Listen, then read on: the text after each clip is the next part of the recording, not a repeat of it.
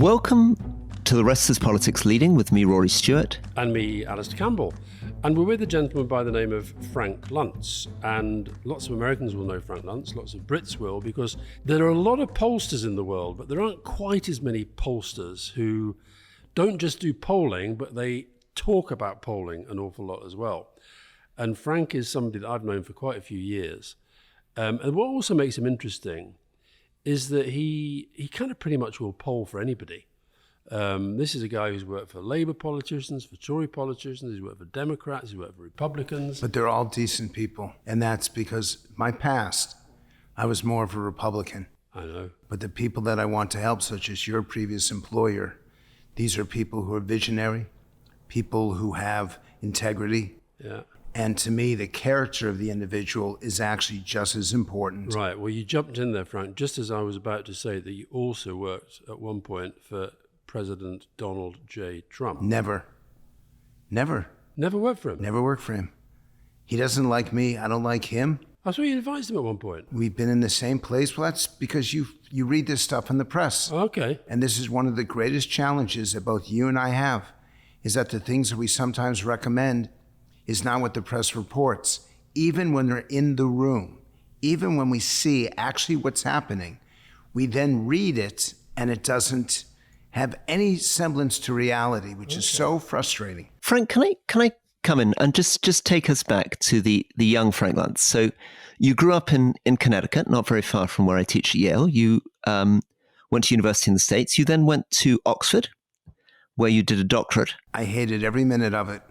And this is what is so strange, is that I'm the biggest Anglophile you will ever meet. I'm the strongest with a special relationship. I love the British people. I love Great Britain. I love everything about it, even Northern Ireland. I appreciate what you all have done for democracy and economic freedom, and I hated Oxford every day. Oh, really? And the people who are now running, or were running your country until a few months ago, those people were awful to me. And Boris Johnson was okay. Ooh. But everyone else... You're not really allowed to say that on this podcast. I'll forgive you. Yes, but why I wanted to do this podcast, Alastair, quite frankly, is because of you. I wanted to sit next to you. I wanted to engage you because you are so effing amazing. You had the best campaign in modern Western history. You had the best team. And I know that you guys take shots at each other in private.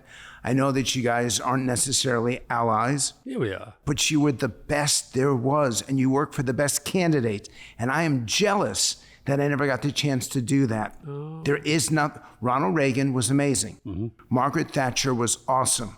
But the single best campaign was Tony Blair in 1997, and you got to do it, and you did it so well, and then you did it again in 2001, you did it again in 2005, and the BBC, thank God for the BBC, they brought me in to see this.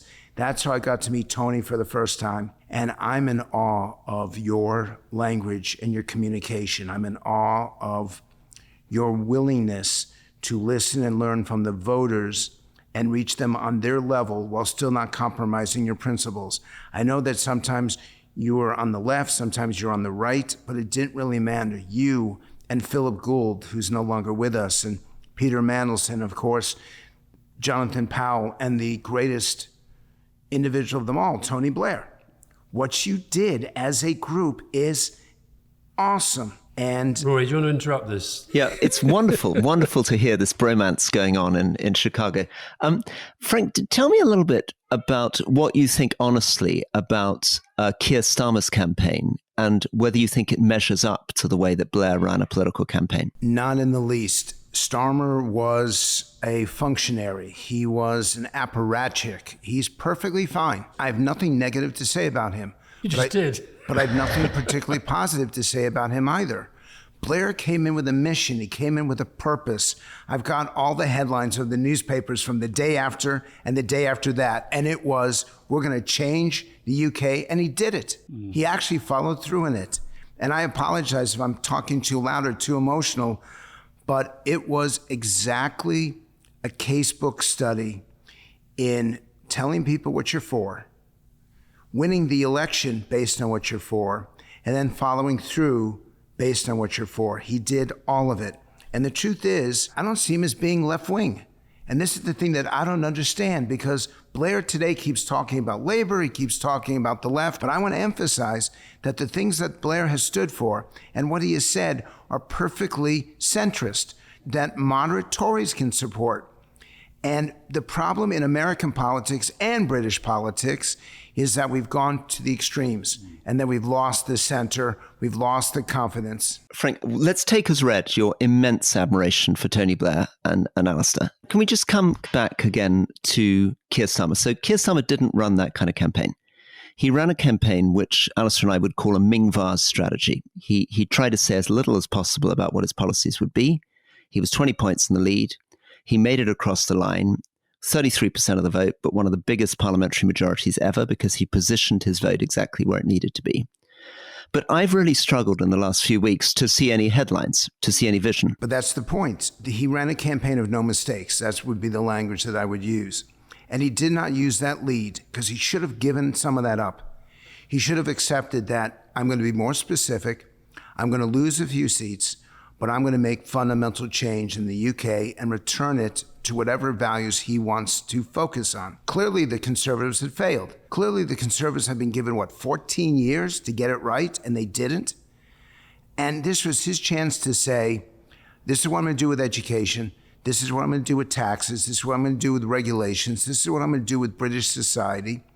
And if you like it, vote for us. If you don't, don't.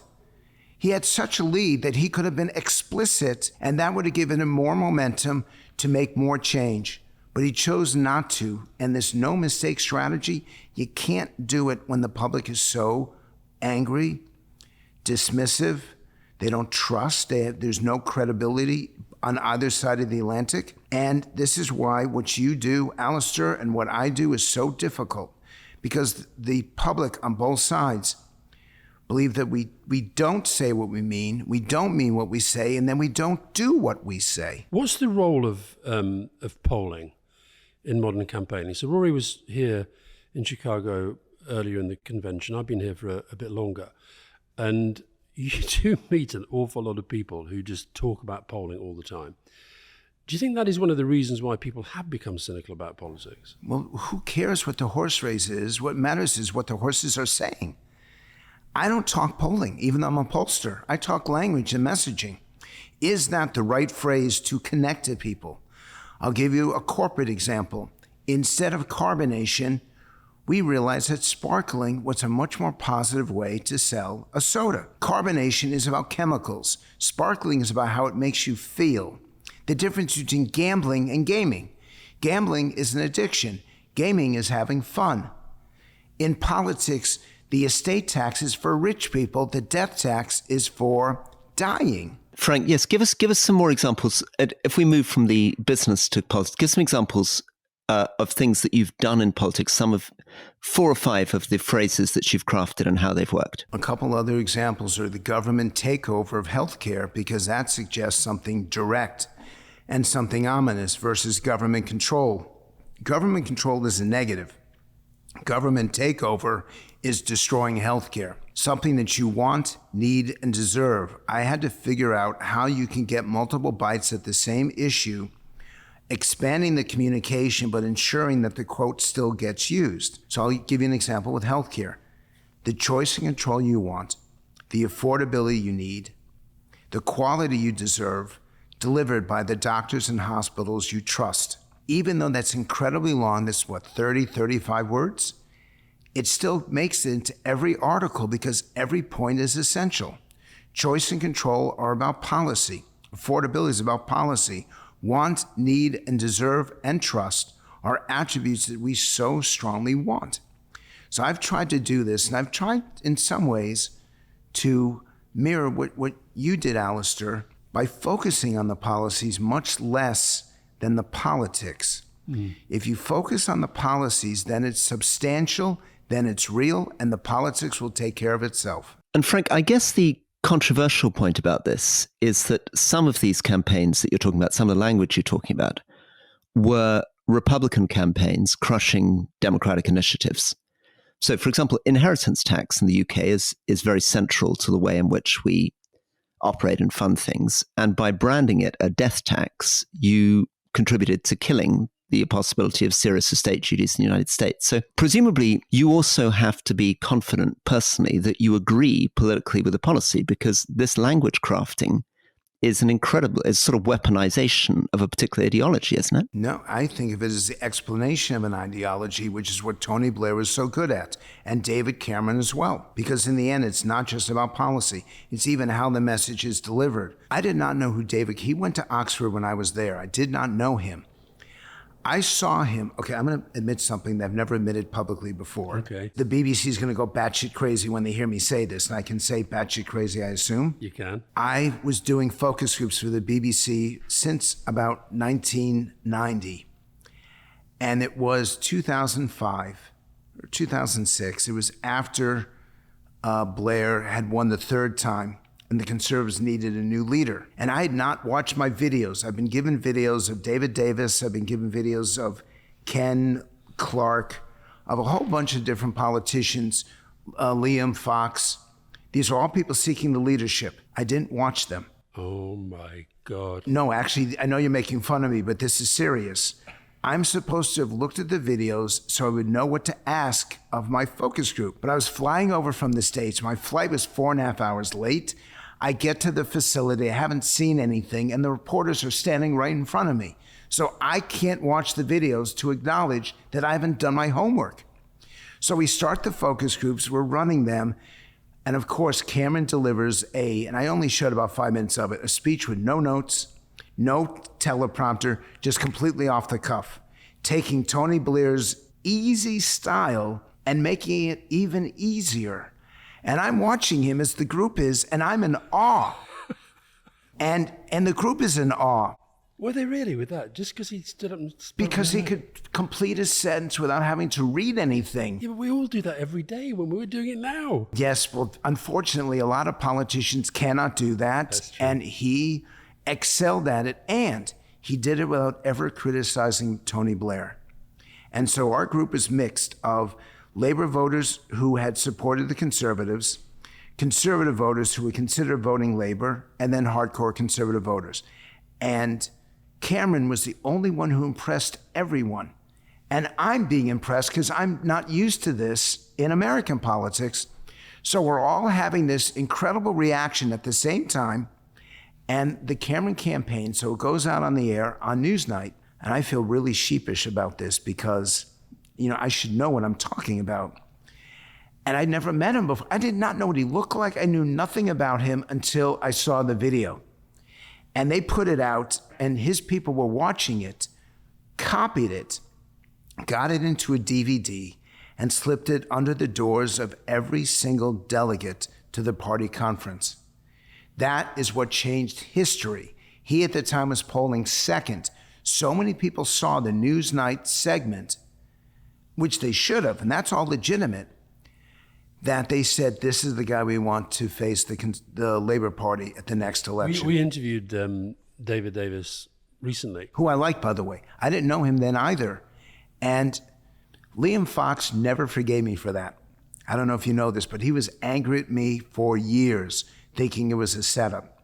David Davis knew what I had done, but he never held it against me because he knew that I didn't know who these people were. He made the point when Rory and I chatted to him that he does believe that there were lots of reasons why he didn't win, but that speech by Cameron was genuinely a moment where a single speech had a massive impact upon the outcome. You talk a lot about language and the crafting of words. One of the reasons I thought you had worked for Donald Trump is because I read a story, and again, it may just be complete nonsense, that you had been trying to advise him not to talk about building a wall. Is that yes, that is true. He invited me to fly on Air Force One. And this is the final. So I'd seen him, let's say eight times. He knew who I was. I was on a first name basis with him. I'm the one who asked him the question about John McCain.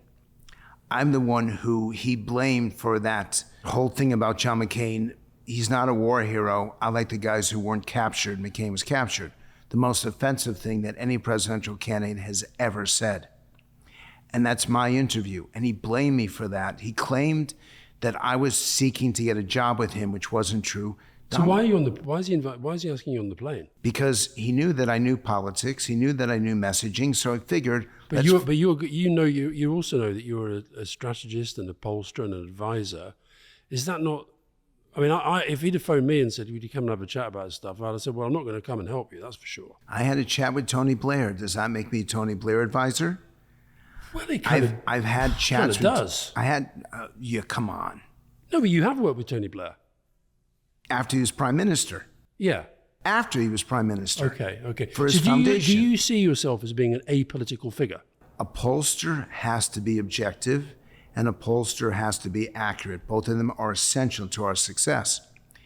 But Philip Gould did that, but he was utterly partisan for us. Yes, but that's not you. That's not been my role. My role is to explain the American people to the American people. So I worked for Fox News for 10 years. I worked for ABC for 5 years, CBS for 4 years.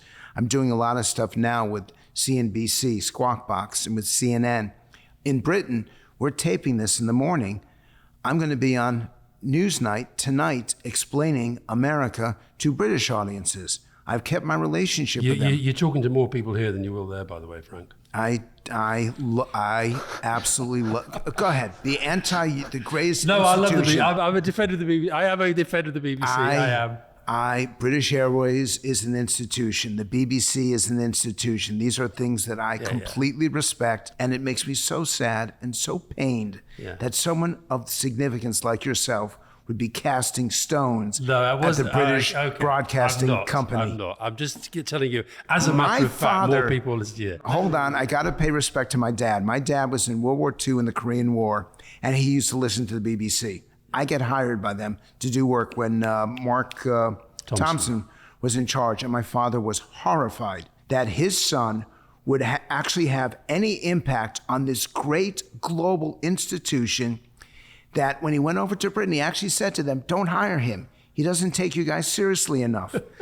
I'm like, "Dad, help me get the job. Don't get me fired." But no, I'm still a big fan. Yeah, so am I. Frank, so you worked with Newt Gingrich, you worked with Rudy Giuliani. Would I be right saying, at least in the 90s, you were broadly speaking a Republican? Your sympathies were pretty conservative. Your roommate was a Republican. Tell us a little bit about that and what was the nature of your Republican beliefs and sympathies in the 90s? It was absolutely, that was the case. And in 1992, I worked for Ross Perot. So Republicans thought I was a traitor. In 1993, I worked for Rudy Giuliani when he was normal, when he was arguably one of the greatest mayors of all time. And I stayed with him through 2001 through September 11th. In 94, I did the Contract with America, which is my claim to fame. That's the document that I believe every party should do, because it was a commitment. It wasn't just a platform or an agenda. It was an actual commitment to get this stuff up for a vote. And if we don't deliver it, we won't run again. We want you to hold us accountable. And the problem is, we don't do that stuff anymore. Our manifestos, our agendas have no real meaning, no integrity. I see that Labor's talking about tax increases, which they promised not to do, at least on the certain items. And the contract, it's just, politics has not been the same. So in the 1990s, I absolutely was partisan. I went to work for Fox News. Sorry, to explain to British listeners, that was very much associated with Newt Gingrich at the time. Yes, but the issue is Newt Gingrich has a certain image. And I want to emphasize that this was an effort beyond him, signed by all but 3 candidates running on the Republican Party for Congress. All but 3 signed that document. That is unheard of in modern political history, and it made a difference. The Republicans won the majority for the first time in 40 years. So I still think that what you all did for Blair was more significant, Alastair. But the Contract with America, and I know it's been demonized, they call it the Contract on America, the idea that every point had legislation. Every point was articulated, the good and the bad, and that they kept to it and they got it up for a vote in every case. Clinton signed some of them into law. That's the kind of campaign that Labor, that Starmer should have run this time. He had the support. He knew he was going to win by a wide margin. And the fact that he wasn't so overt and so explicit is very disappointing. Frank, still trying to get to this sense, as you said, through the 90s, you were broadly speaking Republican in your sympathies. And tell us a little bit about that and how you arrived at that worldview and what it meant to you to be more on the right than the left in the 90s. And also, I'd like to know where you are now. And I've changed a lot. So one of you is taking me backward, which I know the public doesn't want to do. One of you is having me comment on what's going on now, which the public does want. I don't like talking about myself. I don't like going back to that stuff because that's not helpful to the viewer to understand where politics are right now. Well, it is because it shows people change. We are damaged. We are broken. And I'm afraid that this election is going to cause even more pain over the next, 75 days. And yes, I have changed. My mind has been open because of the focus groups, not the quantitative polling. I sit down, I do sessions twice a week now, every week, talking to everyone. I've probably done more focus groups than any living human being, moderated them. And I have the scars to prove it. I used to yell in these focus groups because I'd say to me, answer.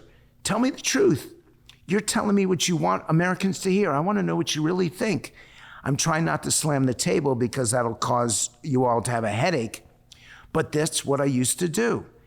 I believe that politics is a participatory sport, and you have to engage people to understand how they think and how they feel. So what is it that they have been saying that has changed your view about your politics? I became a mentor, and I started to mentor African Americans. Certain black kids. I started to mentor people who don't have the same opportunities that I've had. And I suddenly realized that you can't ask someone to pull themselves up by their bootstraps if they don't have boots. That you can't expect people to succeed, even in this great open American society, if they don't have the building blocks to get there. I'm fortunate that I had two parents that loved me, and two parents that educated me, and two parents that stayed involved in my life, and not everyone has that. And so it made me suddenly understand that maybe we had to do more to help, maybe we had to do more to teach, and it's why education is my number one issue. I just yesterday spoke at the Democratic National Convention at an outside, I guess you call them fringe groups, at an outside meeting with the leader of the American Federation of Teachers. She's the top union official. I've never been pro-union. I'll give you another example. I have been helping out the firefighters union because I think they represent the most incredible individuals. I have worked with the steel manufacturers, both the union membership and the corporations. So I'm doing things I never expected to do. Is it fair to say that you've moved from right to somewhere in the center? I moved from right to just right of center. Yes, that is fair. And it's why I idolize, and you keep pulling me away from it, and I'll keep plugging him again and again and again, because I think Tony Blair has moved. I don't think he's the same guy that he was in 1997, and I am so sorry that I never got the chance to be a part of your team. And you're a maestro when it comes to language, and I know Rory wants to get in there, and I feel bad that he's not actually sitting right with us because it makes it hard for him. But I still believe that what you offered and what you provided, and those were 10 awesome years. And that's why I wanted to do this podcast, because I know how many people listen to it, and I know that it is so British to downgrade the people around you. It's so British to attack your leaders, with the exception of the Queen. I'm a monarchist, so I don't know what that makes me in terms of right wing. Do you think you'd been a monarchist a few centuries ago? I would have been killed a few centuries ago. I would have been the person they would have put up on some cross somewhere and just nailed me, because, and I'm lucky that I live in this time right now, because I would have been the first person they would have killed. So given what you just said about how you can't pull yourself up by your bootstraps unless you have boots, you've said that immediately after you said how proud you were about the contract with America, which is a 1994 document partly crafted by the Heritage Foundation, partly coming out of one of Ronald Reagan's speeches. That's not true. The Heritage Foundation, just to correct you, because I was there, the Heritage Foundation had nothing to do with it, and that was a very different Heritage Foundation back then. That was the same heritage that crafted strategies and policies for Ronald Reagan. That is not the Okay, Heritage well, let's not Foundation. go down to Project 2025. Right? Yes. Carry on, Rory. Which included significant cuts to welfare. So do you have anxieties about what she did then? Okay, that's also not true. Come on, dude. This is why I want to do this podcast. Let's be accurate to the people who are listening. It had a work requirement to welfare. That's what it did. And in fact, more people found jobs after the welfare to work. That, guess what? President Bill Clinton supported that legislation, signed it into law. The act was vetoed by Clinton. The act was vetoed by Clinton. He brought in a different act. He brought an alternative act. Yes, the initial, and then Clinton took credit for it at the 1996 convention. He vetoed the initial legislation, made a few changes to it, welfare to work. Americans believe that you can be helped, but they want you to work for those benefits. It's actually one of the cases where the Democrats are weakest right now, because they talk about assistance, they talk about programs. What the public wants is to make sure that no one goes hungry, that no one is homeless, that the people have a safety net, but they want them to work for that safety net. But your politics, the point Rory's getting at and I'm getting at is that your politics has changed. There's no point in getting in an argument about, what you thought then vis-a-vis what you thought now. But we have a sense as Brits looking in from the outside that, as you said earlier, a lot of people have moved to the extremes. And the extreme that we see most volubly and most visibly is the one that Trump represents. But you've moved away from anywhere near that to a position now where you sound to me like a centrist, which is, by the way, not a bad thing to be. By the way, both stylistically and policy-wise, I don't want to be that guy that yells. I don't want to be the guy that finds division. I don't want to do negative ads and just attack people. I want people to be held accountable. I want responsibility. I want integrity. But most importantly, I'm trying to promote the truth. Not going back, and this is something that I realized in the Arab-Israeli conflict, that if you just talk about grievances, you will get nowhere. And that's one of the challenges that we face today. Israel focuses on October 7th, and they have every right to do so. The Palestinians focus on the consequences of Gaza. If we continue to look backward, we will never find agreement, and people will continue to die. Can I ask you very directly, what will you vote on November the 5th? I don't know. And I will, very directly, this only happened to me once before, which is 1992 when Ross Perot pulled out. And my mother asked me, I'm on the phone, I'm in Dallas, I've been working for Perot, I'm heading home. I'm actually calling her to say, Mom, I'm gonna go home, it's okay, can I come home for a couple of weeks? I have nowhere to go. I don't know where I'm gonna live. And she says, who are you gonna vote for? And I'm standing there, and I can put myself in the same emotion right now. I'm standing at the phone booth, and I got all choked up. And I said, Mom, I gotta call you back. I gotta get my plane. And the reason was I was starting to cry because I had no one to vote for. This was such a I was such a geek. I was such a loser as a kid. I love politics. I love democracy. And I was really pathetic. And I couldn't wait to fight with people over it. And at that moment, I realized, oh my God, who the hell am I gonna vote for? Bush broke his promise on no new taxes. And I didn't think that Clinton was appropriately serious about the issues, and he was left of where I was at the time. And now it's 32 years later, and I have the same challenge. So Frank, why wouldn't you immediately, without any hesitation, vote for Kamala Harris? Because I have issues with both of them. I have issues where her positions are on the economy that are significant. And I don't think her whole slogan at this convention, what's the one word that she's been promoting? Freedom. It's the first time I've ever seen it. This is your kind of strategy, Alastair. Take language from the other side and make it your own. Redefine it, re-articulate it, and take their strongest point and then make it your own. Brilliant. But I'm not convinced that her definition of freedom is my definition. Are you persuadable? Could you find yourself in any circumstance in voting for Trump? But it doesn't matter. Again, as a pollster, his demeanor is exactly what I hate in politics. So you can't vote for him? I don't know what to do here. I really don't. And the way that I get around that is to try to show how other Americans are feeling and thinking. And I'm really devoted to that, and I'm devoted to getting this right. Help us understand then that. Let's move off you onto other Americans. So there's a key group, I guess, of independent voters or swing voters who are going to be critical in determining whether Trump wins or Vice President Harris wins.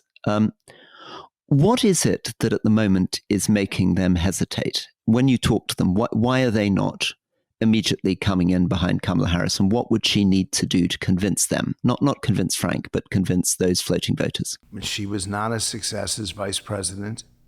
She did little of nothing.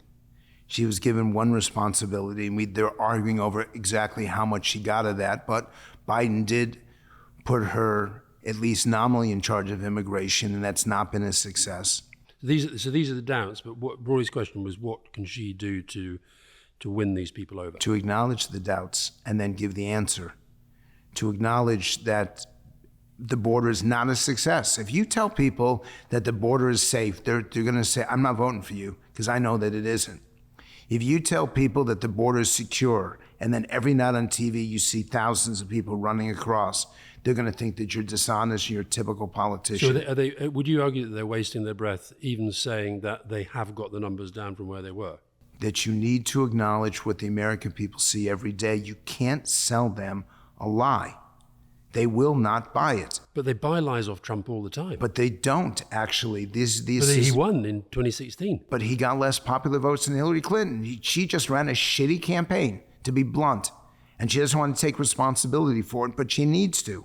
She got more than 2 million votes, more than Donald Trump.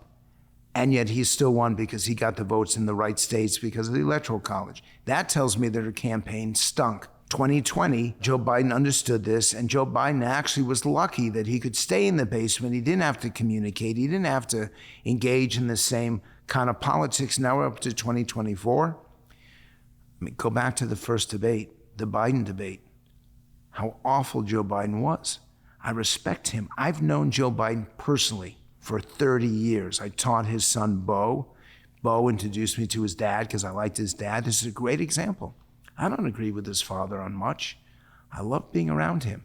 He reminded me of Bobby Kennedy. He had the same kind of earnestness and passion, and I appreciate that. It's one of the reasons why I'm a Blairite and not a Brownite. Because Blair, I see it. I see the emotion. I see it at the surface, and it appeals to me. Gordon Brown is a functionary. So Biden, I really like him as a person. And I knew Bo, I know Hunter, and he's a good man. I don't buy any of the stuff that they're talking about, the investigations of him.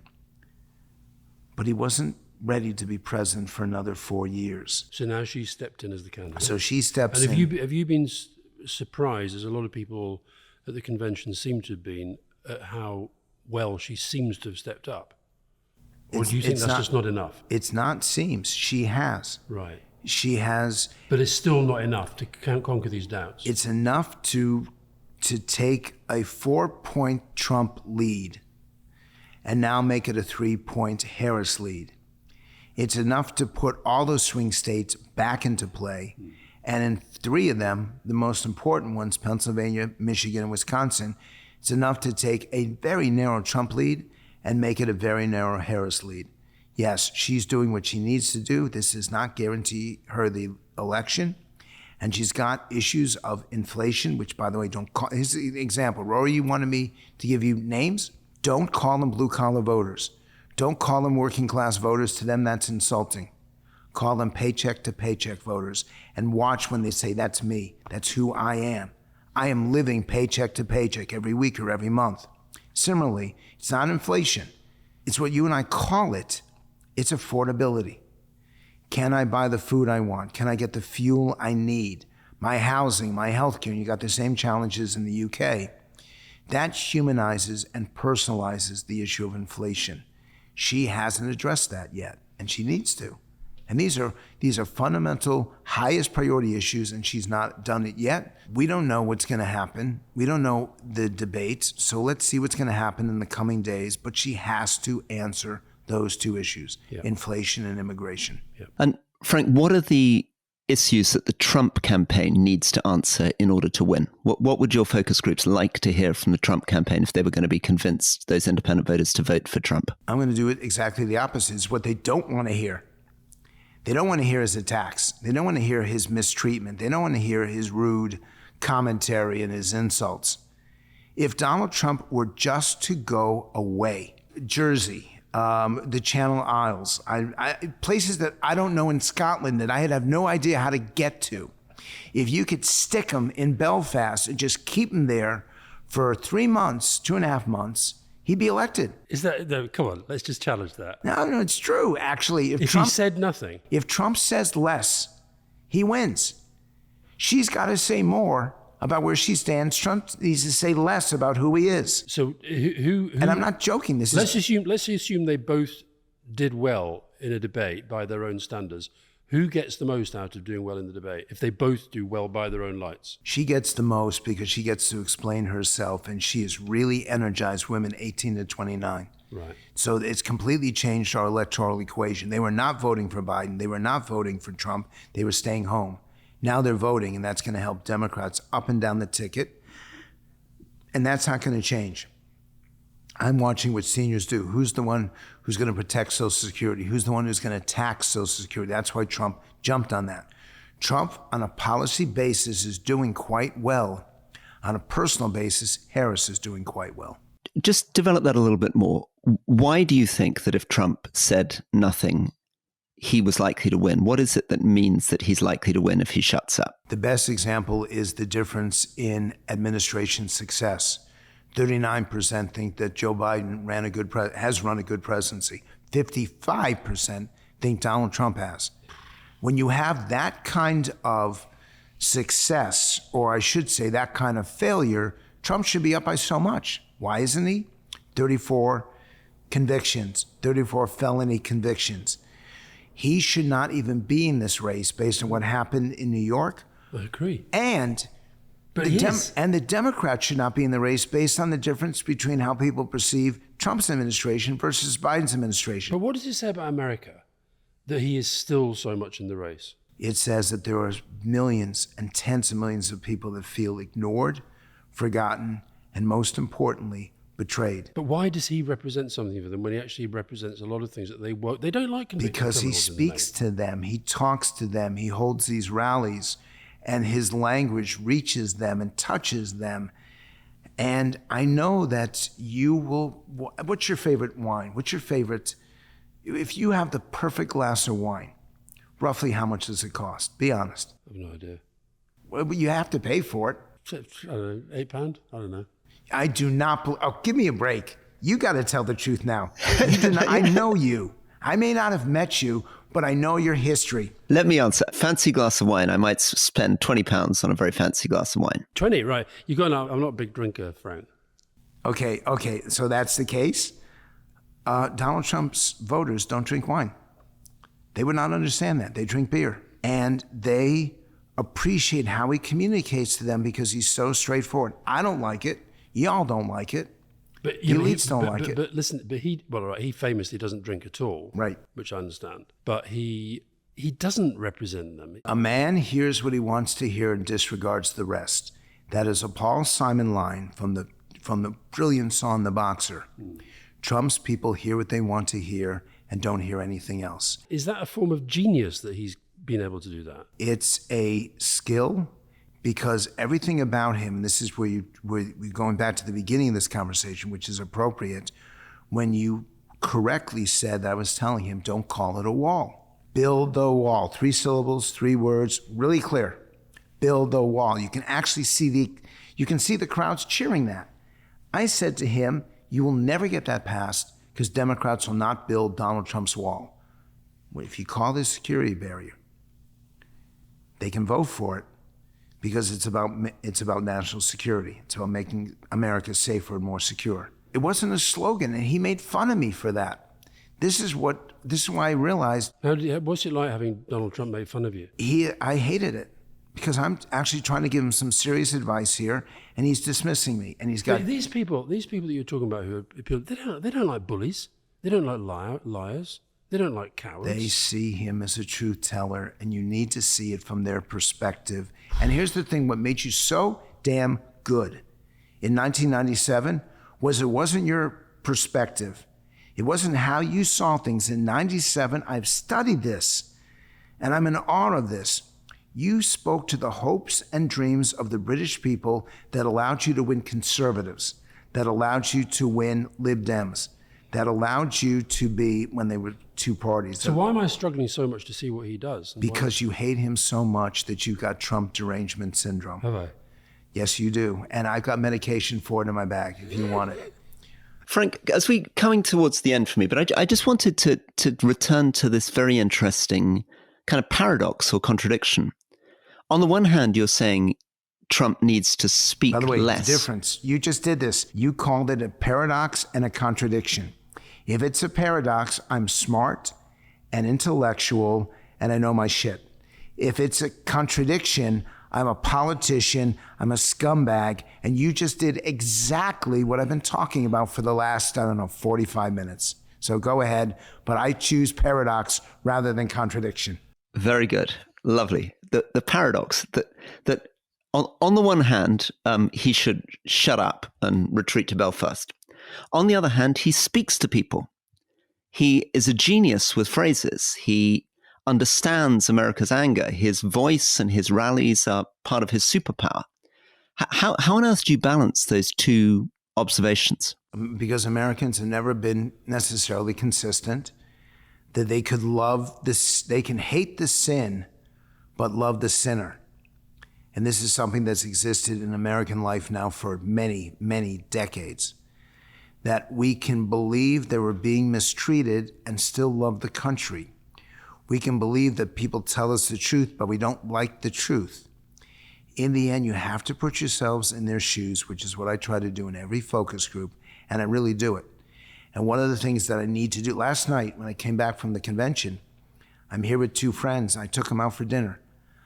I was processing everything that I saw, and I did not want to go to sleep. I wanted to, and I was tired as hell, but I needed to continue to talk about this. When I step into a focus group, if it's of young women, I become a young woman. I know it sounds weird, but I actually try to understand the motivation, and then I craft the language behind it, or then I can explain why that phenomenon exists. I would be nothing without my polling. I would be nothing without my focus groups. I'm really not a strategist, but I'm a damn good listener. And I take it all in, and then I process it, and before the groups are over, I put it back out to them. This is what I've learned. This is what I've heard. Am I accurate or not? And I'll tell you quite candidly, when I get it wrong, I get mad, because it means that they're not saying, I'm not hearing it, or then they're not being clear. Mm-hmm. But it allows me to do my job well. And if I only had a linguist better than me when I do what I do, my career would have been so awesome. You've got a pretty good career. If you and I had connected up, I'm serious. And if we had someone with the skills of Tony Blair, man, we would have been, you were unstoppable anyway. You did not need me, but I would have enjoyed being part of, I was too young for Reagan. I was too young for Thatcher. I was just old enough for Blair to understand and be part of something special. Do you see anybody coming up in American politics that, I mean, I think Rory and I have both been struck by how many really, really good speakers there have been. I think some of the speeches have been phenomenally good. You have Hakeem Jeffries, who will be Speaker of the House if the Democrats win a majority. And he got into it yesterday. And what I'm looking for is not applause. I'm not even looking for cheering. I'm watching, are you going to stand up and scream? And Hakeem, the first half of his speech was good, solid. The back half of his speech, they're awesome. On their feet, yelling, and it is that, and this is something the single best communicator in America today is still Oprah Winfrey. Even though she's become more partisan and more political, I'm watching, and she touches the nerve. It's not just a provocation. She actually knows what needs to be said, and she knows how to deliver it in such a way that it becomes almost primal. Do you think she would test message? I tested her messages, and I was embarrassed. No, you've tested it, but do you think she would get her messaging tested? I had the chance to do a couple focus groups for her with 60 Minutes, where she and I would get them started and then she would take it. And it was so cool because I knew how to provoke the fight. I didn't know how to provoke the coming together. She knew how to stop the anger and get people to respect each other, hear each other, and appreciate each other. I can't do that. And that is her superpower. It's something that is so rare in politics. Neither presidential candidate has it. But it's why I believe her speech will be the most impactful of them all. From the Democrat convention? From the Democrat convention, yes. I thought it was going to be Michelle Obama. I think it'll be Oprah. That's significant. Would you go out from something like the two conventions with speeches or with packages of speeches and go and ask voters what they think specifically of them? That's exactly what I do. I use the dial technology. I think I brought it to the UK back in 1990. In Australia, they call it the worm. I call it instant response because it tells you exactly what people are thinking at the moment. And I tested speeches in the UK up until COVID. I've tested speeches in the US. I've actually started doing campaign ads. And this is where you have people sitting in a room and they literally have their hand on a dial and they're responding instantly to what they like and what they don't like. And here's the cool thing. I can now do it nationwide online. I couldn't do it before. I now have the technology I need to be able to understand what the national impact is. And I may do it. I may do it just to understand. And this is something that I made a decision maybe 4 or 5 years ago. I've been sick. I want to talk about that. Had a couple of issues, and I think that's had an impact. I'm in such a rush to do as much good as I can in as short a time because I'm very pessimistic about the country and about myself. And I've started to do stuff for free just to understand how people think and to understand how to connect them together again. My single best presentation, the one I'm so proud of, was the one I did earlier this year to Democratic and Republican governors about how to disagree better, how to still stand up for your principles, how to still promote your policies, but not by demonizing the other side, but by disagreeing better, by finding ways to give people their dignity and their respect. And that's going to be what I do for as long as I have the chance to do it. That's also the motto of our podcast, disagree agreeably. Can I ask a final question and then hand back to Rory? You mentioned your health there. So you've had a series of strokes. And when I first saw you in Chicago, I could sense there was a little bit different. Not dramatic, but just a little bit different speech, physicality, and so forth. So just tell me about these strokes that you had and how you still, because you're still unbelievably busy and energetic, but also whether that has changed your outlook on politics at all. I think of what I do every single day, every hour of every day. And I schedule myself so ridiculously now because I don't want to waste a single day. I don't want to think I blew that morning. And I only have so much strength. So what it has really done to me is, in this room that we're recording this, I have an echo that's going on in my right ear. It's why I took the earpiece out. So I have trouble hearing. So when I'm around and the ceilings are low and there are a lot of people, I'm struggling to hear them. Second is I have no balance. So yesterday when I was on the convention floor, I was knocking into people. When I did that at the Republican convention, they knew me and they're not going to turn around and say, what the hell's your problem? Less people here know me because I've only been on so-called Democratic media for the last year or two. And I will bump into someone. I do not mean to do it. I just don't have balance. Third issue is at the end of the day, I get very weak. So trying to go upstairs is a nightmare for me. Y'all don't know this, but there's a stairwell to get into where we are recording this right now. And my first reaction is, damn it, I got to go up those. So I can't predict it. I don't know what's going to happen at the end of the day, any day. And no matter how much I sleep, no matter what medication I take, it's still unpredictable. Therefore, I'm teaching because I want to teach. I am at West Point because they're the best students I've ever taught in my life. I would go back to Oxford, but they're all woke, and I had a problem there. They're not all woke. A whole lot of them are, come on. And I want people who want to learn, and I want to be there to show them. So I've got a student with me now at the convention who I'm taking to all these various events so that he can make up his mind. I took them to the primaries in New Hampshire. They've been with me to Washington half a dozen times to show them the inside. And the coolest thing of all, and I should not say this on your podcast, so this is me blowing up my own career. We are having dinner in Paris, France, in the 80th anniversary of Normandy. All these senators are around, all these congressmen are around. They know me. And they're like, wow, I'm running into you in Paris. I say, I got something even better. I got West Point cadets. Would you talk to them? The lead Democrat on armed services gave them an hour and 15 minutes. One of the lead Republicans in messaging gave them an hour.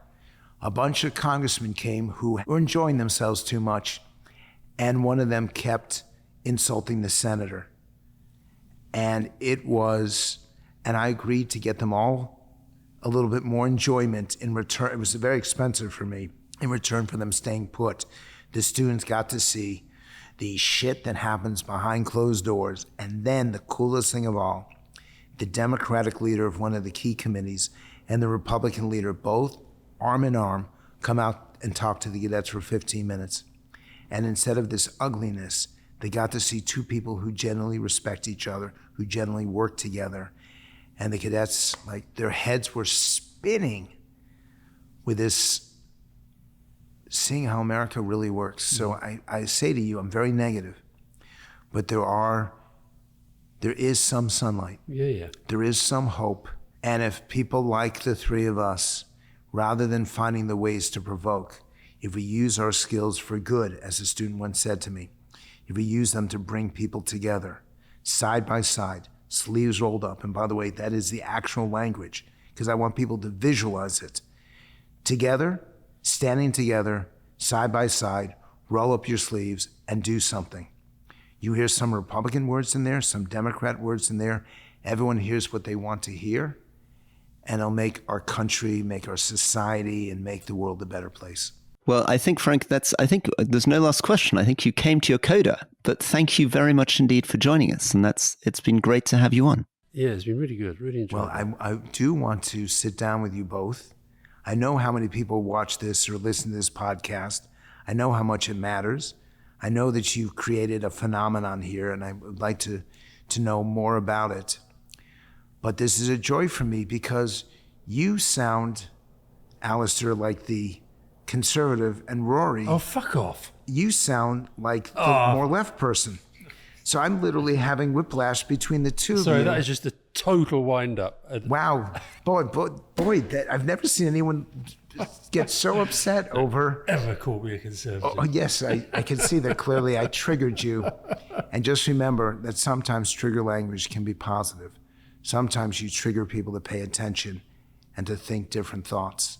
So it's not always a negative. Okay, well, listen, it's been great talking to you. Thank you very much indeed. Thank you. Thank you, Frank. So, Rory, what do you think, Frank? I thought it was fascinating. I mean, I think there was a lot revealed. Maybe I'm getting too psychological, but I thought at the end when he talked about his health. So he's had these series of strokes. He clearly feels frail, feels that he might die at some point. And that sort of invested it with a sort of slightly terrifying kind of earnestness. He really clearly wanted to tell you how much he admired Tony Blair and how sad he was not to have worked on Tony Blair's campaign. And that clearly was the thing that I think we had that 4 times. Yeah.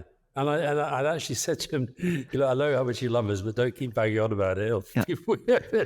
But it was, when we bumped into him in Chicago, it was like, he said, I love your podcast, I love you guys, I'd love to, so. But I think his take on politics is really, really interesting. And as you know, I've always been somebody who is much more interested in focus groups and quantitative polling. I think he does have a genuine belief that if you go out and listen to people, you will learn things about that politicians need to know and need to hear. But it's so interesting because he's famously very angry with Donald Trump, and he's given a lot of interviews in the past where he's blamed Trump for his stroke and just finds him completely disgusting and horrifying. And yet it was very, very interesting that his conclusion from that is not the obvious one, which I guess many British listeners would think, which is, well, I've got to go and vote for Kamala Harris. And that's because he's much more right-wing than he really wants to acknowledge. I mean, he was right in the heart of the Republican Party through the 90s. And, that language that he was talking about crafting those were Republican attack lines. So when he changed estate duty to the death tax, that was the Republicans killing estate duty. When he worked to change global warming to climate change, that was a Republican strategy to downplay the threat of global warming. So it's interesting. And it's interesting that although clearly he feels that he's moved on an enormous amount and was talking this very radical line about you can't pull yourself up by your bootstraps unless you have boots, which seemed to be a sort of attack on that whole Newt Gingrich universe that he came out of in the early 90s. He doesn't really want to talk about it in terms of change. He was saying to me about me that, sometimes you're a bit right-wing, sometimes you're a bit left-wing. And he was also saying that Tony Blair has kind of moved substantially. And I know people say Tony has kind of moved to the right over the course of his lifetime in his career. But I actually think Tony's basic political position has been where it's always been. Is the center of gravity of Tony's politics hasn't really moved. But I think it was interesting that he said, yeah, I've moved like Tony's moved. It's like we all kind of move around. No, I was surprised. I thought he would have been straight out as a never Trumper, which I think he is, and therefore somebody who feels he has to vote, you have a kind of duty to vote, and therefore he would have said, I'll obviously vote for Harris. But no, he's not. But that's very interesting because I suspect what he'll do now, it'd be very interesting to keep in touch with him to see when he goes out and does the focus groups in between now and November the 5th, he will be testing whether Vice President Harris and Tim Walz are bringing people over. And what I found really interesting during the convention, particularly after you left and I was just kind of wandering around talking more randomly to people, was how much there is this view that obviously everybody who was at the convention was kind of completely falling in love with Kamala and Walz and all. It was an amazing, I hate the word, but amazing vibe. But there was also a recognition that there was still a massive job to be done to reassure people that they were going to be kind of, for them. And I guess that's what he was reflecting as well. There's also a really interesting question here about whether Donald Trump is just a sort of massive aberration from a very kind of perfectly responsible center-right Republican Party, which is what people like Frank. I'm not quite sure whether he says that, but that's sort of the emotional sense of Republicans like Frank who are against Trump. But of course, there would be many people who would say that the foundations for Trump were laid a very long time ago, that the Republican Party was on a journey through Reagan, that Newt Gingrich was a huge part of the new populism, that the Contract for America, the way the Congress people behaved, was the beginning of the collapse of bipartisan consensus, the really divisive politics within the United States, and the Tea Party.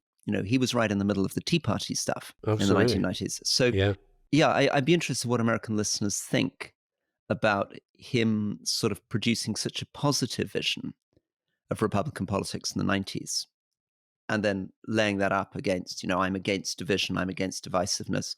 He was really trying to struggle his way. You should have helped him towards the phraseology. He needed the phrase disagreeing agreeably. He was almost there. Let's be frank, Rory, if he was a really close listener to the podcast, he would have known that was our motto. He did talk yesterday about some specifics that we'd be talking about recently. Anyway, thank you for that. I thought, Frank Luntz is an amazing sort of symbol and a really important figure in the history of American politics. Yeah. And I'm pleased you brought us back to the personal at the end. The only thing that irritated me in the interview was he did that thing which there's nothing more infuriating for an interviewer than to be told that's not what the audience wants to hear. What the audience really wants to hear is, this other guy keeps taking me back to the past, but the public doesn't want to hear about my past. They want to hear about the future. And that's the paradox and the contradiction of public debate, Rory. He's a smart guy, though. He's a very, very smart guy. And the thing he said about, I think he is really, I'm quite obsessive, as you know, but I think that is a guy who lives, sleeps 24 hours a day. Politics, political debate, political history. Yeah. Don't think he really sleeps very much, which may contribute to the fact that he's under a lot of stress. And there doesn't seem to be much of a life outside it. So I could see a little bit of you in him. I thought maybe there was a bit of an overdeveloped competitiveness. possibly going on somewhere in the background there. I think he's somebody who likes to be busy, likes to be on the right side of history. Would you agree that the 1997 New Labour campaign was the best campaign of all time? And do you wish, like him, that you'd have been part of that, Rory? It was beautiful, Alastair. It was absolutely beautiful that you managed to get someone on who could provide such profound praise. I promise you that was not the goal. I promise you that was not the goal. I wanted them to talk about America, the American elections. The only thing we missed, where you also, I think, would have had a lot in common, is I think he probably hated Oxford as much as you hated Cambridge. But maybe it was just as well that we didn't get into the depths of why you both hated those universities so much. Probably the same reasons. Anyway, that was great. See you soon. See you soon. Bye-bye.